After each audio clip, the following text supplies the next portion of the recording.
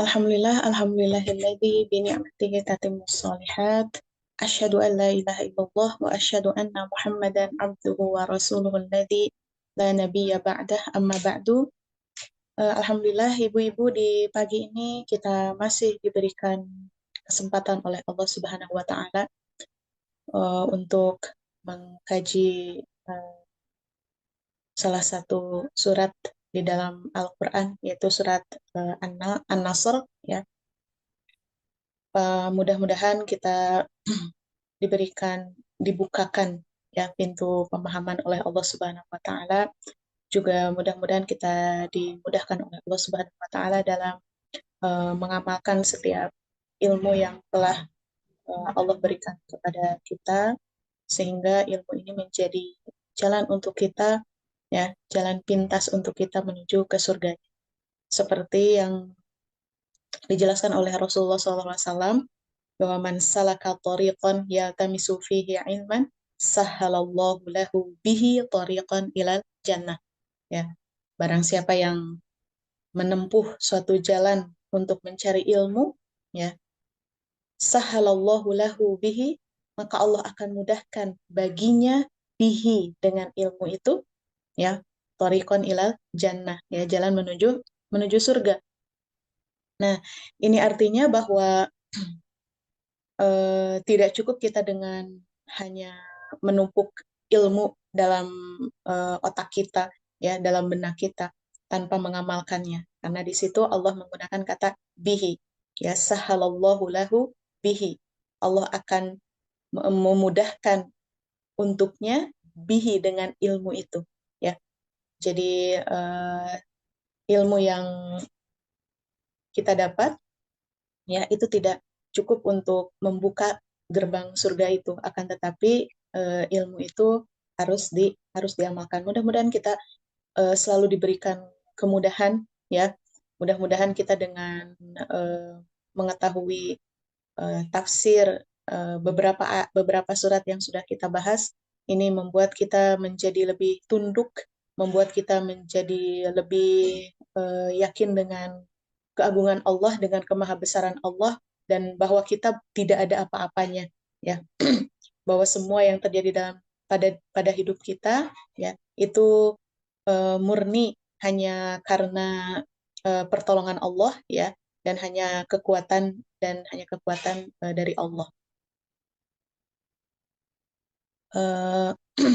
Oke, ibu-ibu, kita masuk ke surat An-Nasr, ya. Minggu kemarin kita sudah membahas tentang muqaddimah surat An-Nasr, dari mulai namanya, kemudian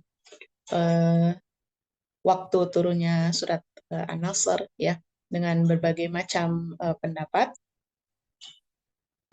Kita terlebih dahulu masuk dulu ke keutamaan surat An-Nasr, ya, dan ada beberapa hadis yang menjelaskan kepada kita apa yang dilakukan oleh Rasulullah SAW ketika turun surat An-Nasr ini, ya. Surat An-Nasr ini seperti kita ketahui merupakan surat terakhir, ya. Jadi satu surat langsung, ya, ini terakhir yang turun kepada Nabi Muhammad SAW. Ya, tidak ada surat lain yang turun setelah surat ini. Ya. Maka di sini ada beberapa keutamaan, ya, surat An-Nasr, ya. Yang pertama adalah bahwa surat An-Nasr ini termasuk kepada surat Al-Mufassal, ya. Surat Al-Mufassal itu apa? Surat Al-Mufassal adalah surat-surat pendek, ya. Surat-surat yang mufassal itu dari faslun, ya. Pernah kita bahas, yaitu yang banyak batasannya, gitu, ya. Ayat-ayatnya pendek, gitu, ya. Kemudian suratnya pun pendek. Nah, karena surat An-Nasr ini termasuk pada surat mufassal, dan surat mufassal ini tidak ada di kitab-kitab sebelumnya, ya, hanya ada di dalam Al-Quran saja. Tapi bukan berarti bahwa dengan jumlah ayat yang sedikit itu mempengaruhi kepada kualitas suratnya, ya kepada kualitas kandungan dalam suratnya, ya. Akan tetapi ini adalah kelebihan, ya, atau keistimewaan Al-Qur'an, ya, yang diberikan kepada Nabi Muhammad SAW, di mana meskipun suratnya dengan jumlah ayat yang sedikit, ya, kemudian ayat-ayatnya pendek, akan tetapi mengandung makna yang begitu luar biasa, ya. Nah, ini seperti uh, yang disebutkan dalam hadis, u'titu makanat taurati sab'at tiwal, ya. Aku diberikan seperti Taurat, ya. Ada 7 surat yang panjang. Jadi di Taurat pun ada 7 surat yang panjang, sama seperti di Al-Qur'an. Wa u'titu makana zabur al-mi'in. Nah, dan di dalam Al-Qur'an pun, ya, sama serupa dengan seperti di kitab Az-Zabur, yaitu ada surat Al-Mi'in. Al-Mi'in itu berarti surat yang ayatnya 100, ya, 100 ke bawah. Wa u'titu makanal Injil al-Masani, ya, dan aku pun diberikan dan dalam Al-Qur'an pun, gitu ya, ada seperti Injil, yaitu Al-Masani, ya. Al-Masani itu adalah surat-surat yang diulang-ulang, ya, seperti surat Al-Fatihah kan diulang-ulang tuh. Wa fuddiltu bil mufassal, ya, akan tetapi aku diistimewakan, aku dilebihkan dengan surat-surat mufassal. Jadi kalau di dalam Al-Qur'an itu ada surat Al-Mufassal, ya, adapun di kitab-kitab yang lainnya itu tidak ada surat Al-Mufassal, ya.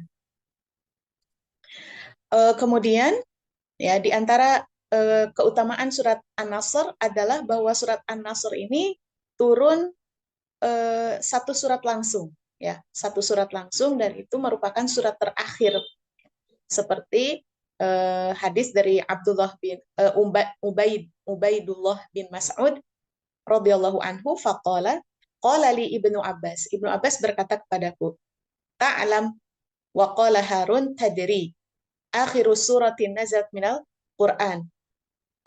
Apakah kamu tahu, ya, surat terakhir yang keluar, surat terakhir yang turun di dalam Al-Qur'an, nazalat jami'an, ya, turun satu surat langsung. Qultu na'am, aku berkata iya, yaitu surat apa? Idza jaa nasrullahi wal fathu, ya. Jadi biasanya surat itu biasanya turunnya tidak langsung satu surat, gitu ya. Kebanyakannya satu ayat atau beberapa, ya.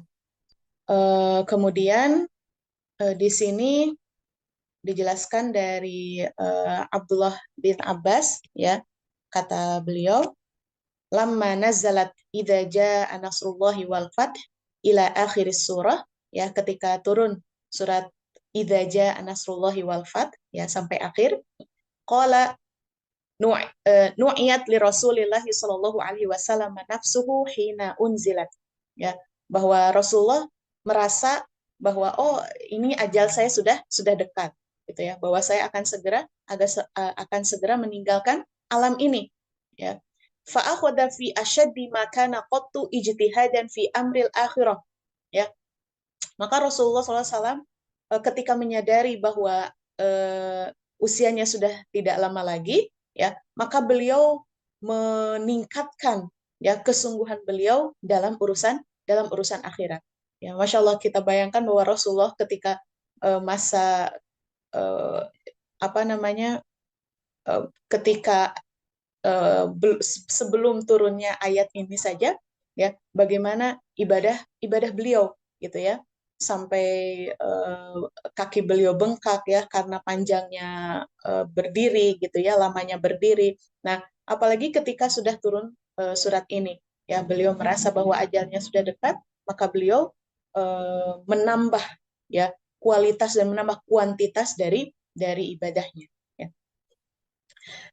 Ini juga ada beberapa anjuran, ya, dari Rasulullah SAW.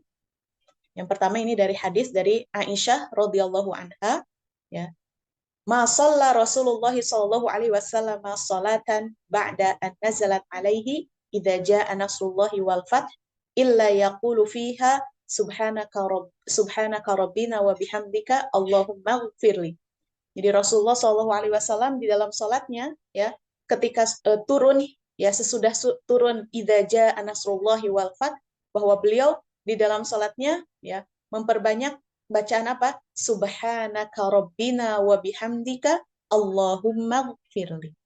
Ya, subhanaka ya, maha suci engkau rabbina wahai Tuhan kami, wa bihamdika dan dengan memujimu Allahumma gfirli. Ya, ya Allah ampuni aku. Muttafaqun alaih. Ya, ini hadisnya diriwayatkan oleh Bukhari Muslim. Ini Rasulullah SAW mengajarkan kepada kita bahwa ketika kita sudah masuk usia senja ya, sudah masuk usia senja, maka yang dianjurkan ketika dalam sholat adalah kita memperbanyak tasbih dan tahmid. Ya, nanti kita akan bahas apa yang masuk dengan tasbih dan apa yang masuk dengan tahmid. Ya, kemudian ada riwayat lain masih di Sahih Bukhari Muslim. Karena Rasulullah Shallallahu Alaihi Wasallam yukthiru an yaqula fi ruku'ihi wa sujudihi, bahwa Rasulullah Shallallahu Alaihi Wasallam ya memperbanyak dalam doa ruku dan sujudnya subhanakallahumma rabbana wa bihamdika Allahumma gfirli. Subhanakallahumma rabbana wa bihamdika Allahumma gfirli. Jadi mungkin ketika ini bisa anjuran untuk orang yang sudah usia 40 tahun ya, sudah usia 40 tahun ke atas, ini sudah harus memperbanyak doa ini ya. Jadi memperpanjang ruku dan memperpanjang ruku dan sujud gitu ya. Saya kalau ruku sujud kita bacanya subhanakallahumma rabbana bihamdika Allahumma gfirli ya satu kali, maka ketika kalau usia 40 itu sudah ada alarm ya bahwa usia kita sudah tidak lama lagi gitu ya. Maka di dalam ruku dan sujudnya seperti yang diajarkan oleh Rasulullah SAW bahwa beliau yuksiru. Yuksiru di sini adalah memperbanyak, ya memperbanyak. Jadi kalau banyak dalam bahasa Arab itu lebih dari dua, gitu ya, lebih dari dua. Jadi dua ke atas memperbanyak. Ya. Nah, tapi masalahnya kalau sudah usia 50, 60 gitu kan, sholat itu sudah udah susah ya, lama berdiri lama ya, ruku lama, sujud lama, itu yang menjadi masalahnya gitu ya. Nah, ini menerangkan bahwa Rasulullah SAW ya di usia senjanya beliau memiliki fisik yang kuat gitu ya, sehingga beliau bisa lebih panjang lagi sholatnya, lebih panjang lagi rukunya, sujudnya ya dengan memperbanyak doa. Ya. Ini adalah apa ya namanya isyarat ya atau pelajaran dari Rasulullah SAW bahwa bagaimana kita harus menjaga tubuh kita sehingga di usia-usia senja yang harusnya kita lebih fokus dengan akhirat ya, lebih bisa memperbanyak sholat kita, memperpanjang qiyam kita gitu ya, maka fisik kita pun harus sehat. Nah, ini juga pelajaran untuk saya khususnya nih untuk menjaga stamina gitu ya, sehingga di usia senja tuh kita masih bisa bersemangat dalam beribadah. Ya. Kemudian yang terakhir gitu ya, wa fi riwayatin li Muslim, dalam riwayat Imam Muslim, karena Rasulullah Shallallahu Alaihi Wasallam yuksiru an yaqula qabla an yamut, ya, bahwa Rasulullah SAW memperbanyak ya berdoa ya sebelum meninggalnya apa? Subhanakallahumma wa bihamdika astaghfiruka wa atubu ilaik. Ya, subhanaka, maha suci engkau, Allahumma ya Allah, wa bihamdika, dan dengan memujimu, astaghfiruka, ya aku mohon ampun kepadamu, wa atubu ilaika, dan aku bertobat kepadamu. Ini adalah Rasulullah SAW ya, seseorang yang sudah dimaksum oleh Allah Subhanahu wa taala ya, meskipun nanti kita akan bahas apa yang dimaksud dengan maksum ya, kemudian apakah Rasulullah SAW dimaksum dari semua perbuatan buruknya atau hanya dari dosa besar saja ya, nanti insya Allah akan kita bahas. Apalagi kita ya yang tidak ada jaminan dari Allah Subhanahu wa taala bagaimana akhir hidup kita ya, akan kemana kita ya. Maka kita memperbanyak tasbih dan tahmid gitu ya. Nanti kita akan bahas tasbih itu tidak sebatas kita hanya mengucapkan subhanallah subhanallah gitu ya, atau tahmid kita tidak hanya sebatas mengucapkan alhamdulillah alhamdulillah. Oke, itu tentang keutamaan surat An-Nasr ya. Sekarang kita masuk ke tafsir ayat pertama.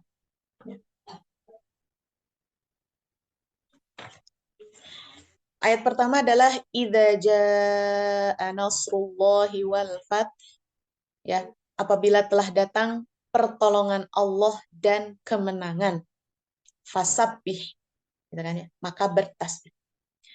Jadi surat ini diawali oleh kalimat syarat ya, atau jumlah syartiyah, kalimat syarat. Apa itu kalimat syarat? Yaitu idza, apabila. Nanti kalau diawali oleh idza, apabila, ya, maka nanti kesananya akan ada jawab syaratnya. Apabila telah ini, maka apa? Gitu ya.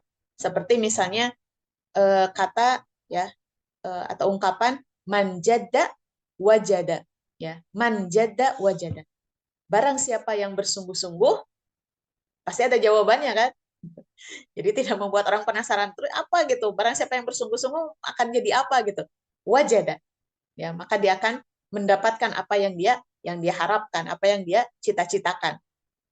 Ya, di Al-Qur'an ini banyak ya, banyak jumlah syartiyah. Contoh misalnya, فَمَن يَعْمَلْ مِثْقَالَ ذَرَّةٍ خَيْرًا يَرَهُ.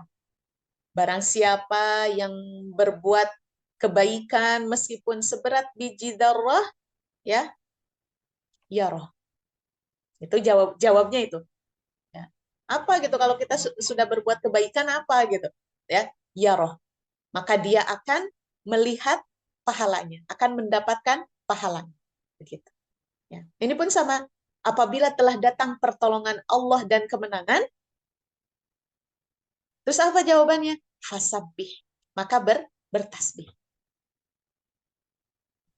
Nah, idza jaa, ya, idza itu adalah harfun syarti lil istiqbal, ya, huruf syarat lil istiqbal, untuk masa yang akan datang.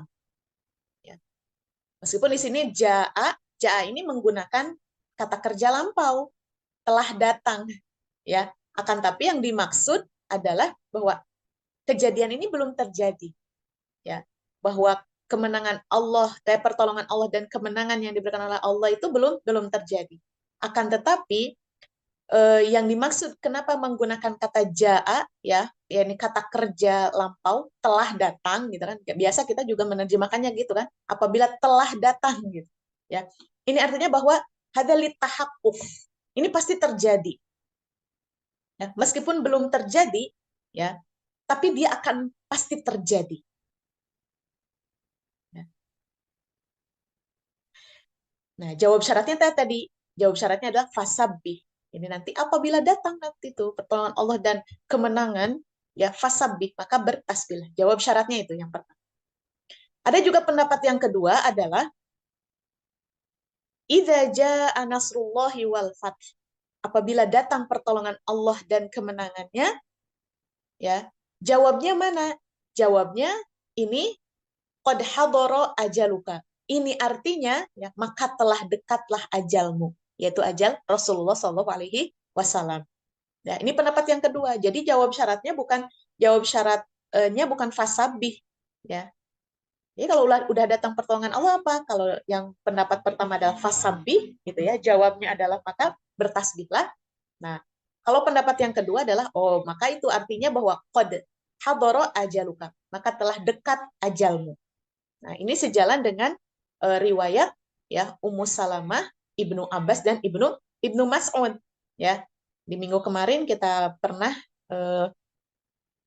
membahas tentang ketika Umar, ya, bersama para senior sahabat gitu ya, berkumpul, kemudian Umar mengajak Ibnu Abbas yang pada saat itu Ibnu Abbas usianya masih 20 tahun gitu ya. Sampai para sahabat yang senior ada agak risih, ngapain nih anak bocil gitu ya, anak kecil ini ikut ke majelis para senior gitu ya. Kemudian Umar kan menanyakan gitu, apa yang maksud dengan idza jaa nasrullahi wal fath? Ya, ya, apa pendapat kalian tentang ayat ini? Kemudian ya para sahabat yang senior ya menjawab ya apabila telah datang pertolongan Allah sesuai dengan tadi pendapat yang pertama gitu ya. Ada pendapat yang berbeda ya. Dari siapa? Dari Ibnu Abbas. Tidak, bahwa yang dimaksud dengan idza jaa nasrullahi wal fath ya, bahwa sebenarnya itu ajal Rasulullah SAW ya, itu sudah dekat.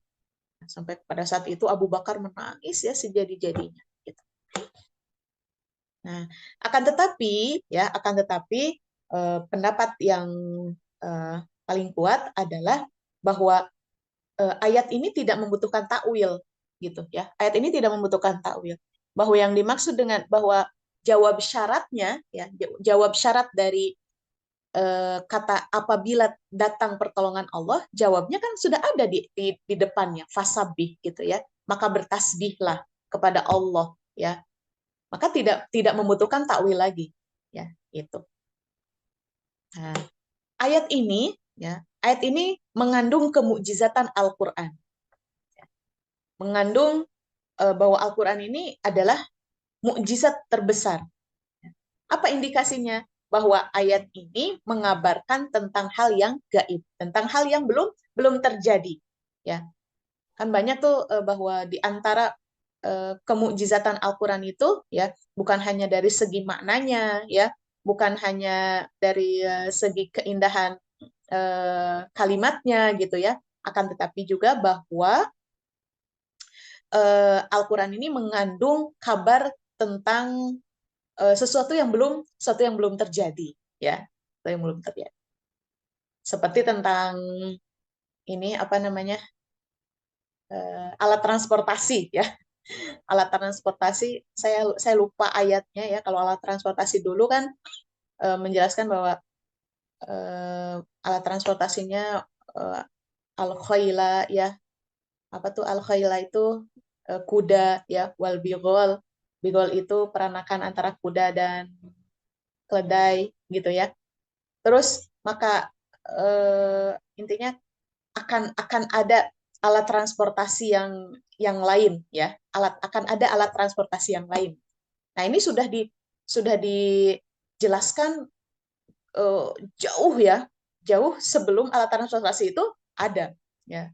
Sekarang kan banyak alat transportasi ya yang begitu canggihnya gitu. Itu sudah disebutkan eh, dari dulu ya, dari 14 abad yang lalu ya. Itulah kemujizatan Al-Qur'an. Nah, ini nanti kaitannya Ibu dengan surat Al-Fath ya, surat Al-Fath. Wa yansurukallahu nasran azizan. Wa yansurukallahu nasran azizan. Dan Allah pasti akan menolongmu dengan pertolongan yang sangat besar. Nah, ayat ini turun, ayat wa yansurukallahu nasran azizan.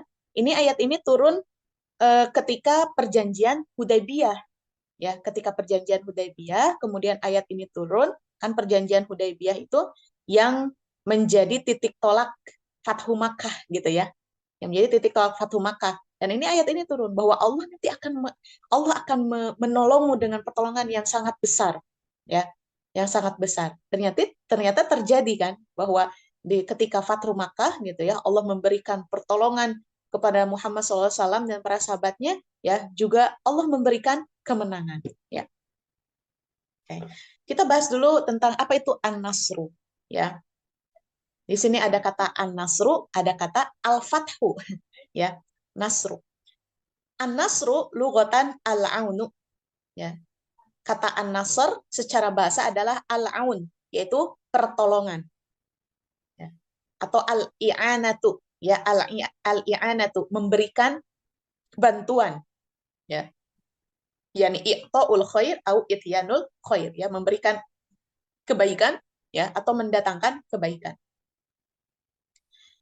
Eh, Pertolongan ya, an-nasru itu bukan antonim dari al-hazimah, bukan antonim dari kekalahan, bukan ya. Jadi an-nasru itu tadi apa? Bantuan ya, pertolongan. Jadi eh, an-nasru, kata an-nasru ya, itu tidak sama dengan kata al-fathu. Kalau an-nasru itu bantuan, bala bantuan, pertolongan. Kalau al-fathu itu buah dari an-nasru, ya, hasil dari an-nasru.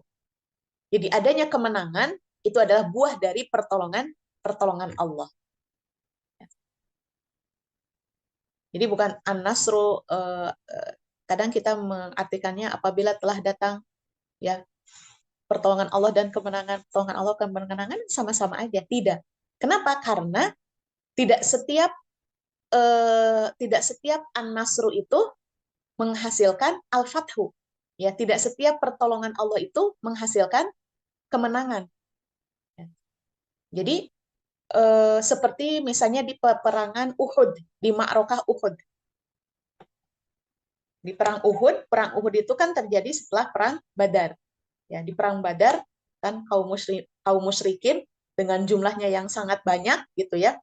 Eh, 3 banding 1 ya, 3 banding 1 pada saat itu kaum musyrikin berapa 900 ya, kaum muslimin 300 ya, dengan persiapan yang begitu luar biasa, dengan perlengkapan perang yang begitu banyak gitu ya. Akan tetapi pada saat itu orang musyrik kalah, ya, orang musyrik kalah. Kemudian mereka mempersiapkan untuk balas dendam, yaitu di Ma'rokah Uhud ya. Di Ma'rokah Uhud itu pada awalnya di peperangan Uhud itu kaum muslimin menang ya. Akan tetapi ya, karena ada beberapa pasukan pemanah yang melanggar, ya, yang melanggar Rasulullah SAW, maka eh, akhirnya di Ma'rokah Uhud, di perang Uhud itu kaum muslimin kalah. Apakah ini artinya bahwa Allah tidak membantu karena kekalahan kaum muslimin? Tidak. Allah membantu, ya. Akan tapi tidak serta merta, tidak mutlak gitu ya. Adanya pertolongan Allah itu harus ada kemenangan. Nah, seperti sekarang misalnya di Palestina. Apakah Allah tidak menurunkan pertolongannya? Gitu. Karena Palestina ini dijajah puluhan tahun. Tidak seperti itu, Allah menurunkan pertolongannya, ya. Tapi Allah belum menurunkan kemenangan, ya. Belum memberikan kemenangan. Allah menurunkan pertolongannya dan itu pasti dirasakan oleh orang-orang Palestina, ya. Mereka bisa mereka bisa sabat, ya. Mereka bisa tetap, ya, dalam melawan musuhnya, gitu ya. Itu artinya bahwa mereka merasakan pertolongan dari Allah itu dan mereka yakin akan pertolongan dari Allah itu, ya. Akan tapi ya mereka masih menunggu kemenangannya. Kan Rasulullah SAW pun tidak, kalau andaikan gitu ya pertolongan Allah itu an-nasru itu harus harus harus mutlak dengan al-fathu gitu kan ya. Mungkin ketika Ma'rakatu Badrin ya, dari peperangan Badar ya, ketika kaum muslimin menang, mungkin ya sudah saja gitu, langsung saja pada saat itu penaklukan kota Mekah ditaklukkan. Tapi kan tidak seperti itu. Wah, perjalanannya panjang gitu kan ya. Perjalanannya panjang. Dari mulai dakwah menuju Fathu Makkah itu kan perjalanannya panjang. Rasulullah SAW itu berdakwah 23 tahun ya, 23 tahun. Nah, apakah selama 23 tahun itu tidak ada pertolongan Allah? Pertolongan Allah itu selalu menaungi. Ya, akan tapi diberikan Fathu Makkah, diberikan kemenangan, ya, ya, itu di akhir setelah perjalanan 23 tahun. Nah, itu eh, pertama ya, makna an-nasru dan al-fathu. Jadi an-nasru itu pertolongan, ya, bantuan. Kalau al-fathu adalah kemenangan, ya. Meskipun di sini kemenangannya yang dimaksud nanti fathu apa gitu ya. Ini kemenangan apa nih ya? Berhasil menaklukkan apa nih ya? Penaklukan apa? Nanti ada perbedaan ya. Nah, eh, akan tapi di sini juga ada, kalau makna yang pertama dari al-fathu itu adalah menaklukkan apa nih Rasulullah itu ya. Yang pertama adalah beliau itu menaklukkan sebuah kota, ya, kota Mekah, menaklukkan kota Mekah, sehingga ada dalam naungan Islam, dalam kekuasaan Islam. Akan tapi ada juga yang mengatakan bahwa menaklukkan di sini Rasulullah bukan menaklukkan kota gitu, tapi menaklukkan kabilah-kabilah, menaklukkan hati kabilah-kabilah. Ya. Indikasinya apa gitu? Dalilnya apa? Buktinya apa? Bahwa di situ ada ayat wara'aitan nasa yadkhuluna fi dinillahi afwaja. Bahwa orang-orang masuk Islam pada saat itu berbondong-bondong. Maka di situ Rasulullah SAW berhasil menaklukkan hati para kabilah, ya, untuk masuk Islam, ya. Oke.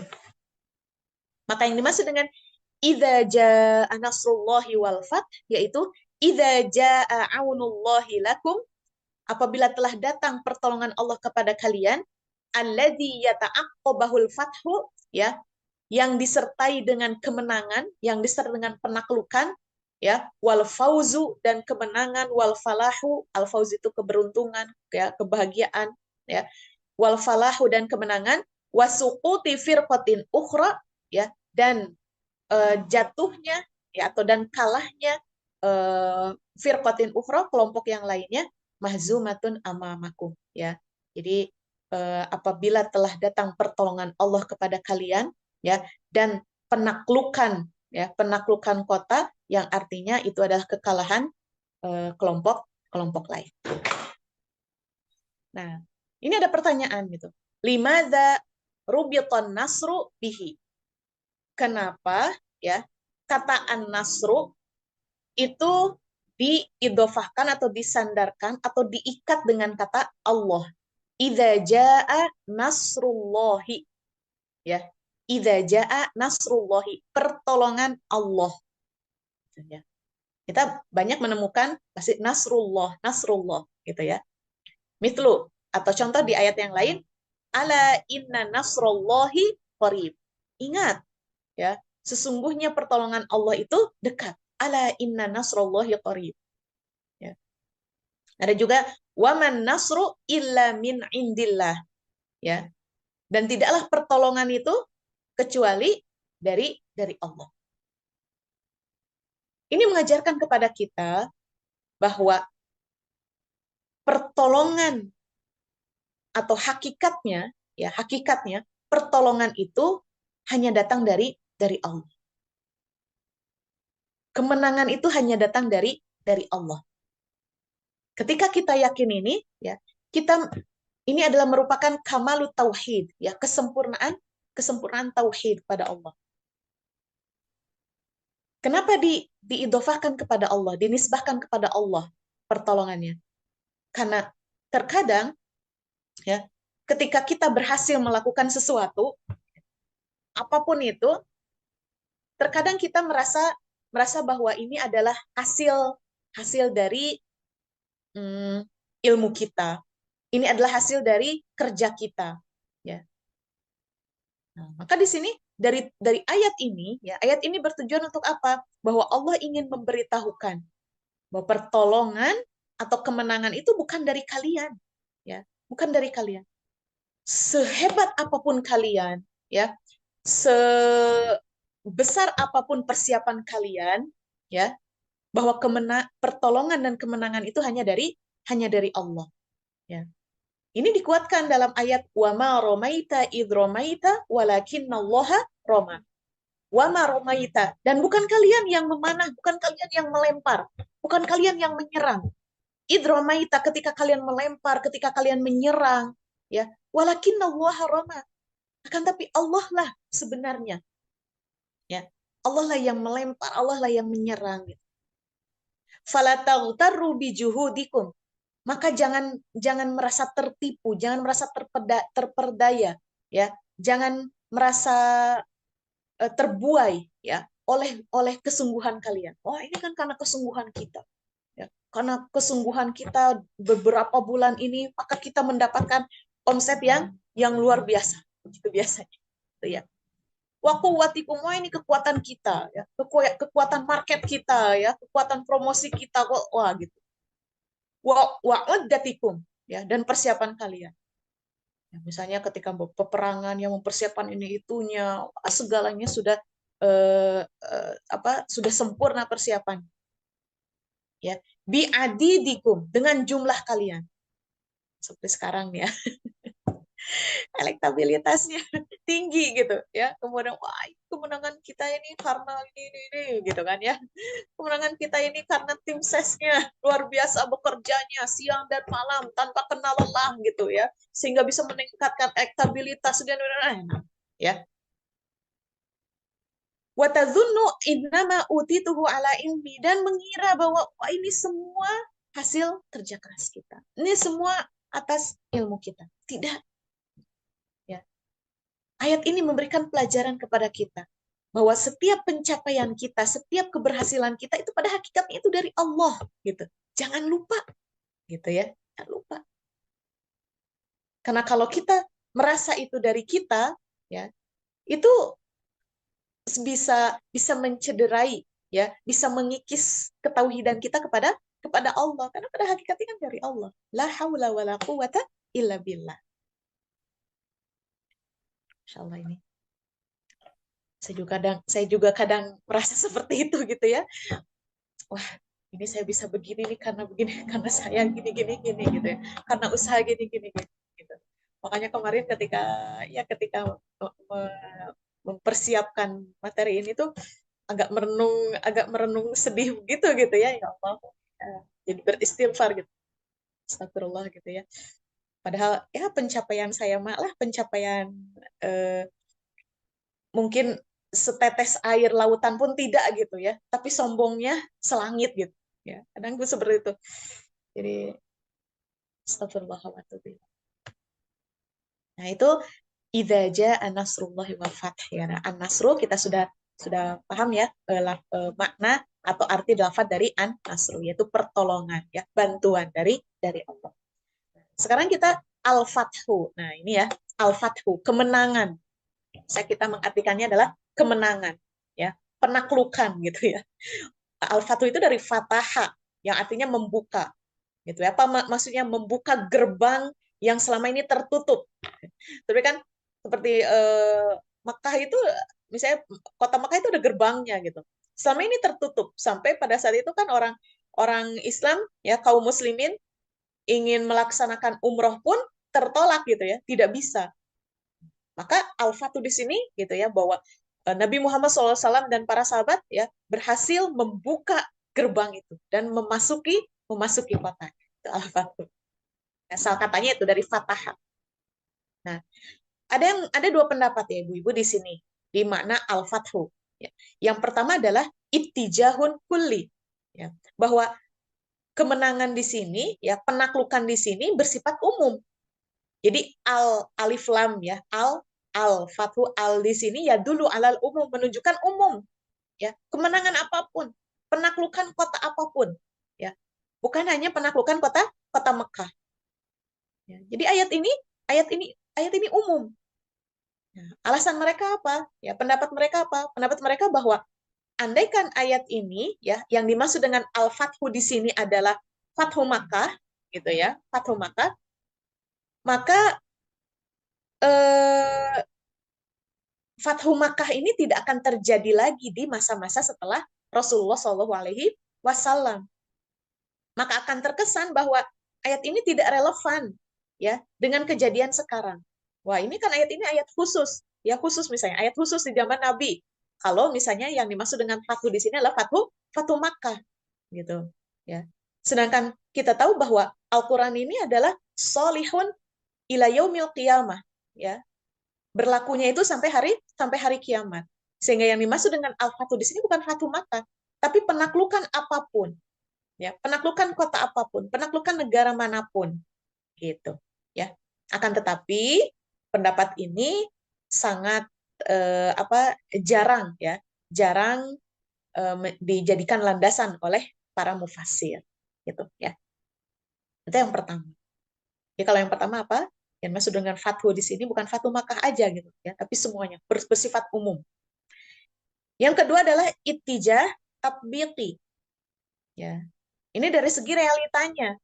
dari segi realita, dari segi sejarahnya, gitu ya, bahwa yang dimaksud dengan fathu di sini adalah fathun khosun, ya. Jadi penaklukan yang khusus, maka alnya disebut al lil ahdi dhihni. Jadi ada kalau yang tadi alnya itu alif lam ya, alnya itu adalah ya dulu alal umum, menunjukkan pada umum. Kalau yang kedua adalah alnya lil ahdi dhihni. Alnya sifatnya lil ahdi dhihni. Bahwa yang dimaksud, kalau kita membaca surat Idza jaa nasrullahi wal fath, maka yang kita pahami adalah fathunya adalah fathu Makkah. Gitu kan ya. Akan tetapi ya, maksudnya di sini meskipun hanya terjadi di zaman Nabi, jadi Fathu Makkah ini meskipun terjadi di zaman Nabi Muhammad SAW, akan tetapi ayat ini bisa dijadikan pelajaran untuk kita apa yang harus dilakukan ketika mendapatkan pertolongan dan kemenangan. Ya. Jadi kandungan ayat ini yang sebenarnya adalah bagaimana ya akhlak kita ketika mendapatkan pertolongan dan kemenangan dari Allah. Ya, sikap kita harus seperti apa gitu. Ayat ini menjelaskan itu. Jadi kandungan surat An-Nasr ini adalah tentang akhlak seseorang, ya, tentang sikap seseorang, ya, ketika mendapatkan pertolongan dari Allah, pertolongan apapun, ya, dan ketika mendapatkan kemenangan apapun, bagaimana sikap kita, gitu? Apakah kita berbangga dengan diri kita, berbangga dengan usaha kita, berbangga dengan kekuatan kita, dengan jumlah kita, dengan persiapan kita, atau harus seperti apa? Nah, begitu. Nah, di surat ini kan dijelaskan bahwa kalau kamu mendapatkan pertolongan dari Allah, fasabih gitu kan. Ini akhlaknya di sini fasabih, maka bertasbihlah kepada Allah. Gitu, ya. Nah, kelompok yang mengatakan bahwa yang dimaksud dengan fathu di sini adalah fathu Makkah, gitu ya, yaitu khusus, ya, bukan semuanya, bukan bersifat umum, ya. Ini mereka ada beberapa sudut pandang, ya. Yang pertama adalah yang dimaksud dengan al-fathu di sini adalah fathu Makkah, dan ini terjadi di 8 Hijriyah, ya, 8 Hijriyah.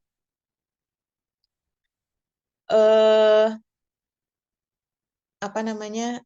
Dalilnya apa aja gitu ya, buktinya apa aja sehingga mereka merasa yakin bahwa yang dimaksud dengan al-fathu di sini adalah fathu Makkah. Di sini adalah fihi syawahid, ya, ada beberapa bukti.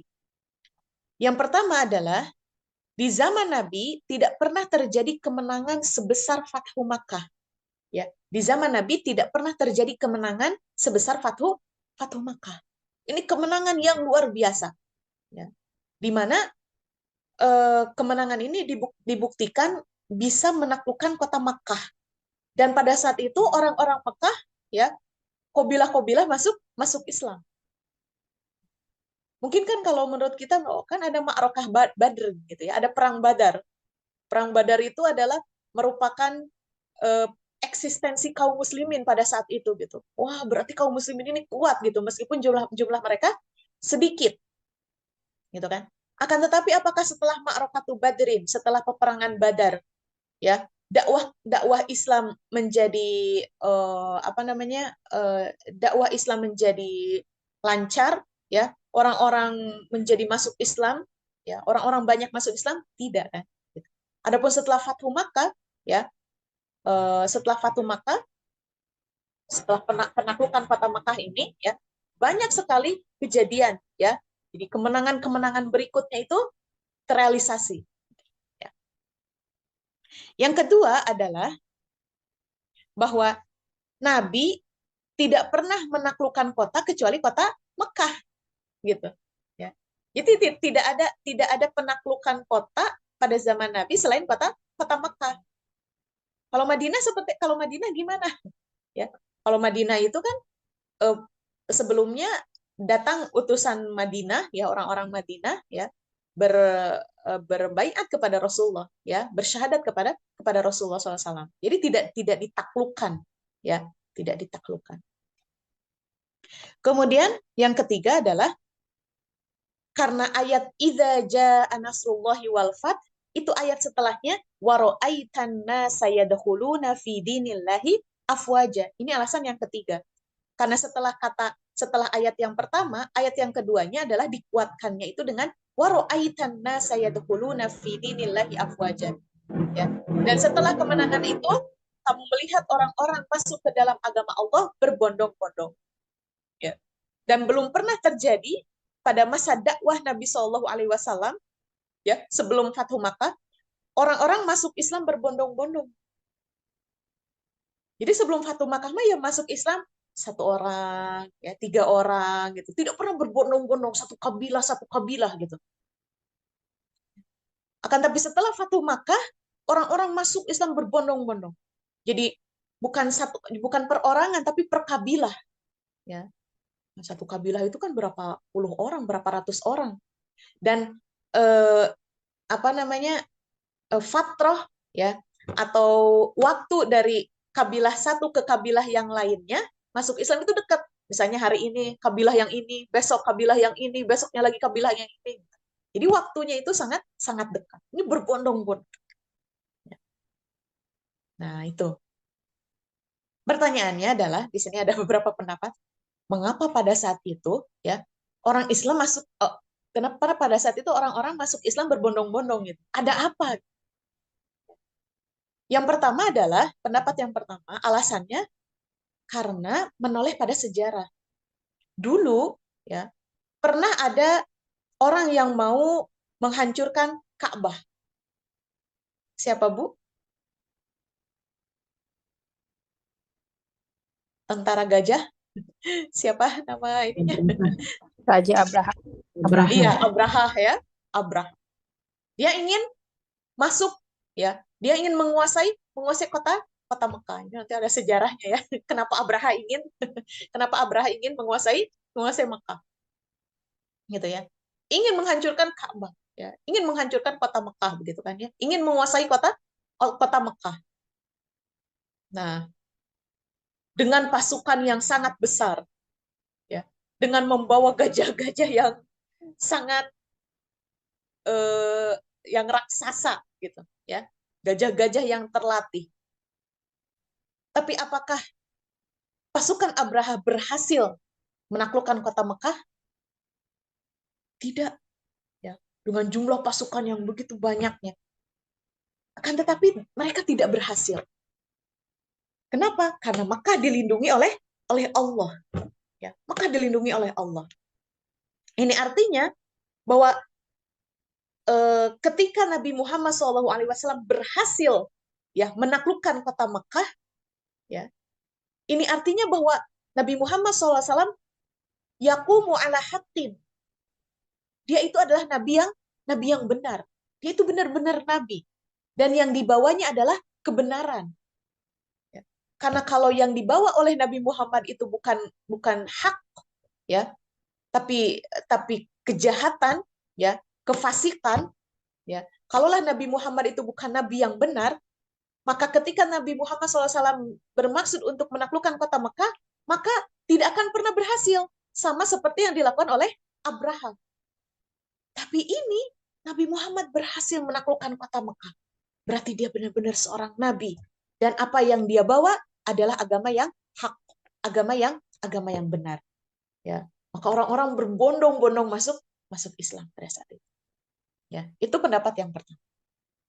Pendapat yang kedua adalah sebenarnya kabilah-kabilah yang ada di Mekah, ya, itu sebenarnya dari dulu juga pengen masuk Islam. Akan tetapi terhalang oleh orang kafir Quraisy, orang musyrik Quraisy, karena mereka mempunyai power, ya, mempunyai pengaruh yang sangat besar di Mekah, sehingga mereka takut, ya, akan terjadi, mereka akan hidup sengsara, akan hidup sulit, ya, akan banyak intimidasi, sehingga mereka menahan gejolak mereka untuk masuk Islam. Oleh karenanya ketika Nabi Muhammad SAW berhasil menaklukkan kota Mekah, keinginan itu langsung terpecahkan, tersalurkan, ya, mereka langsung masuk Islam, ya. Alasan yang ketiga adalah karena ketika kaum muslimin pada saat menaklukkan kota Mekah, sebenarnya kekuatan orang musyrik itu sudah lemah, ya, sudah lemah, sudah tidak mempunyai power lagi, sudah tidak mempunyai pengaruh lagi, ya, sudah tidak mempunyai apa-apa, ya, orang musyrik Quraisynya sudah tidak bisa melakukan apa-apa, ya, sehingga pada saat itu mereka memilih masuk masuk Islam, ya, karena mereka tidak bisa lagi bersandar kepada kekuatan yang sudah sirna, ya, kekuatan yang sudah rapuh, gitu. Jadi mereka memilih masuk masuk Islam, ya. Akan tapi dari tiga pendapat ini bahwa eh, apa namanya, ya inilah kemenangan sebenarnya, ya, benar sebenarnya dari ada pendapat lain Ibu ya yang dimaksud dengan al-fathu di sini, ya, yang dimaksud dengan kemenangan di sini, kemenangannya kemenangan apa gitu ya. Ada banyak pendapat. Yang pertama adalah Ma'rokatu Badrin yang tadi gitu ya. Bahwa yang maksud dengan al-fathu di sini adalah Ma'rokatu Badrin, ya, peperangan Badar. Yang kedua adalah al-hijrah. Ya, al-hijrah. Ketika Nabi Muhammad SAW dan para sahabat ya hijrah ke Madinah. Kemudian yang ketiga ada yang berpendapat bahwa yang maksud dengan al-fathu di sini adalah ba'da dukhuli ahli Yaman. Ya, setelah masuknya penduduk Yaman. Ada juga Fathu Khaybar ya. Nah, kemarin kan kita membahas ya tentang Ma'rakatu Khaybar ya, tentang Khaybar itu adalah tempat-tempat yang dihuni oleh eh, eh, Khaybar itu adalah kota yang dihuni oleh orang-orang Yahudi ya. Ketika kaum muslimin berhasil menaklukkannya ya dengan benteng-benteng yang sangat kuat gitu ya, tetapi berhasil ditaklukkan oleh kaum kaum muslimin. Ada yang mengatakan hajatul wada ya, haji wada. Ada yang mengatakan ini Ibnu Abbas menafsirkan bahwa yang maksud dengan fatu di sini adalah fathul madain ya. Ya ditaklukkannya kota-kota setelah setelah Nabi Muhammad SAW meninggal gitu ya. Ini pendapat-pendapatnya, akan tapi pendapat yang paling kuat adalah Fathu Makkah. Yang dimaksud dengan Al-Fathu di sini adalah Fathu Makkah yang terjadi pada tahun 8 Hijri. Ya. Itu tafsir yang pertama, tafsir ayat idza jaa nasrullahi wal fath.